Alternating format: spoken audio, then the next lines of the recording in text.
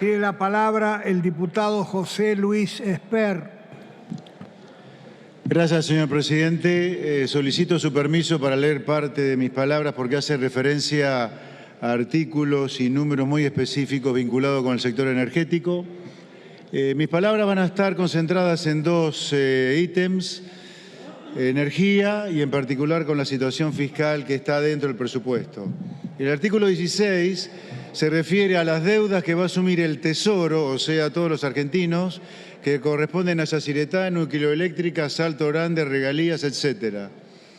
Se insiste nuevamente en que todos los argentinos paguemos con más impuestos, más inflación y más pobreza como consecuencia de ello, barbaridades que han hecho otros gobiernos y este gobierno congelando tarifas para únicamente alimentar la mentira de un populismo inconducente.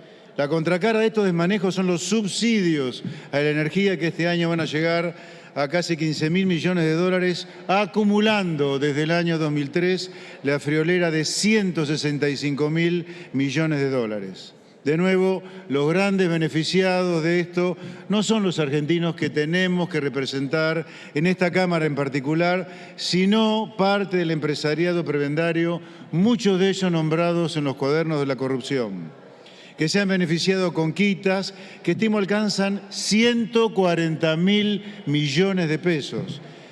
Largos planes de pago por las deudas que contrajeron y no pagaron a tiempo. Fueron planes a 8 años de plazo con tasas subsidiadas con más del 50% de subsidios por suma de miles de millones de dólares. Los artículos 23 y 24 se refieren a energías renovables. Me recuerda un viejo dicho que dice que los números no mienten, que los que mienten son los que los hacen. Esto lo digo porque si le preguntamos a la Secretaría de Energía cuánto es el costo de generar 1 megavatio hora, nos miente desde hace años. Y esto es así porque hay costos fiscales que no se consideran y no pagan CAMESA, no pasan por CAMESA, sino por la AFIP. Al costo económico de generación actual podría estimarse entre los 70 y 75 dólares por megawatts. Habría que sumarle unos 15, 20 dólares más. Los artículos 54, 55 y 56 nos ponen de nuevo a la empresa Enarsa sobre la mesa. Un monstruo creado por Néstor Kirchner solamente para robar. Un monstruo que debería ser cerrado de manera urgente. No da para más la existencia de Enarsa ni ninguno de sus sustitutos. Llegamos luego al artículo 65 y luego pasamos a los artículos 89 y 90. Ahí de nuevo otra fiesta. Las provincias no van a pagar con detracción de coparticipación federal de impuestos las deudas millonarias que tienen con CAMESA. ¿Hasta dónde pensamos llevar el quiebre de CAMESA? ¿Por qué no lo explicitamos de manera más clara en lugar de continuar con esta fiesta donde CAMESA es el pato de la boda de empresarios prebendarios, corruptos y de provincias que a veces son directamente inviables y que le cuestan a nuestro pueblo sangre, sudor y lágrimas? En el capítulo fiscal, el presupuesto tiene una suposición de que la economía va a crecer 2% el año que viene. Eso probablemente no ocurra, sino que vamos a estar en recesión.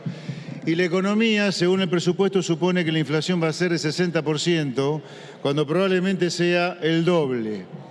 Esto va a significar que el gobierno va a contar con 6 billones de pesos, el equivalente a 20.000 millones de dólares, que va a poder gastar sin control de parte de los representantes del pueblo, o sea, de esta Cámara de Diputados. 20.000 millones de dólares que el gobierno podría destinar a engrosar las reservas del Banco Central en lugar de alquimias, por no decir mamarrachos, como el dólar soja, el dólar Qatar, el dólar Norbeck y no sé cuántos dólares más. Se podrían acumular reservas genuinas con el exceso de recaudación que este presupuesto va a contar durante el año que viene. El gasto público crece 70% según el proyecto de presupuesto presentado por el gobierno. Ahí me parece una osadía, me parece una burla a los contribuyentes que el presupuesto tenga un gasto público creciendo 70%. Acabamos de sancionar en esta casa la fábrica de las leyes inconstitucionales, como es la prórroga del impuesto a las ganancias, bienes personales, y la gente va a seguir pagando impuestos. Por si fuera poco, se sancionó también en el Congreso hace poco el acuerdo o el consenso fiscal con las provincias que le va a permitir a las provincias subir ingresos brutos más de lo que ya existe en un impuesto que ni debería existir. Simplemente por empatía con una sociedad que no da más de pagar impuestos, que deberían ser la obsesión nuestra como representantes del pueblo. El gasto público no debería crecer 70%, sino mucho menos. Afuera hay una sociedad que no da más de desempleo, inflación, pobreza e impuestos también. Y esta casa, la Cámara de Diputados, según el artículo 52 de la Constitución Nacional, es la casa donde nacen los impuestos. Pues poco honor hacemos al cuidado y respeto y defensa de nuestros ciudadanos cuando de esta manera hacemos crecer el gasto público 70%, cuando, insisto, acabamos de prorrogar una montaña de impuestos. En el presupuesto que presenta el gobierno, la deuda pública va a crecer cerca de 25.000 millones de dólares. Si le sumamos los 70.000 millones de dólares de crecimiento de la deuda pública en el periodo 20, 21 y 22, el periodo del presidente Alberto Fernández va a terminar con un aumento de la deuda pública, sin considerar la deuda cuasi fiscal, de casi 100.000 millones de dólares. Récord en la historia desde la restauración democrática. Nunca un gobierno endeudó al Estado más que el de Alberto Fernández, que el del Frente de Todos. 100.000 millones de dólares, sin considerar la deuda cuasi fiscal, que ya llega a 8,6 billones, y con estos niveles de tasa de interés del 100%, el año que viene se va a duplicar para llegar a la friolera de 17 billones de pesos. Y ya que hablo de la deuda cuasi fiscal, quiero decir lo siguiente. Es un mensaje a nuestros ciudadanos, a aquellos a los cuales tenemos que defender, y parte de ellos tienen sus depósitos en los bancos. Quiero decirle a ellos que los bancos, con la plata de los plazos fijos que reciben de ustedes, se dan vuelta y le prestan un quebrado, que es el Banco Central, cuya deuda ya llega a 8,6 billones, insisto, y el año que viene, a esta velocidad de tasa de interés, se va a duplicar. Finalmente, quisiera cerrar estas palabras con una frase de Juan Bautista Alberdi, de su libro El sistema rentístico de la Confederación Argentina. Si la economía es el juicio del gasto, la disipación es la locura en el gobierno y en el país.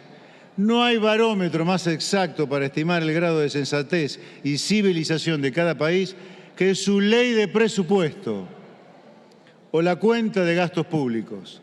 La ley de gastos, si habla de verdad, nos dice el punto fijo si el poder se halla en manos de explotadores o está regido por hombres de honor, si marcha la barbarie o camina su engrandecimiento, y sabe a dónde va o se encuentra ciega sobre su destino y su posición. Muchas gracias, señor presidente. Gracias, señor diputado.